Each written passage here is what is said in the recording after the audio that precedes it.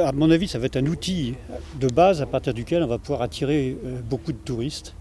Parce qu'à partir de cette idée du volcan, on peut créer toutes sortes de choses, toutes sortes d'appels au niveau de l'Europe.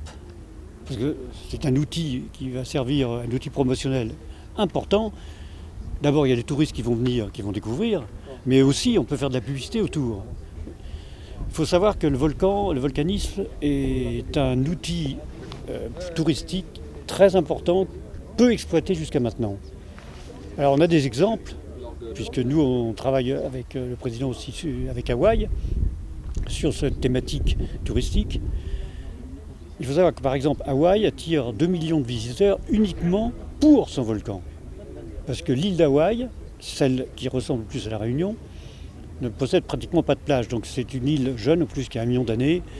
Donc les gens viennent pour ça. On a l'exemple le plus spectaculaire au monde, c'est l'île de Jeju. L'île de Jeju est une île coréenne située à la taille de Maurice, située à 150 km au sud de Séoul. Les gens viennent uniquement pour le géotourisme, le géovolcanisme. Parce que c'est des volcans qui ont 2 ou 3 siècles. Il y a des tunnels de lave célèbres dans tout le Pacifique. L'île de Jeju reçoit 6 millions de touristes par an pour le géotourisme. Bon, ne parlons pas d'Yellowstone qui reçoit 2 millions de touristes aussi, etc. Donc, il est clair qu'avec la Cité du Volcan, on doit pouvoir augmenter le nombre de touristes à la Réunion d'un minimum de 100 000.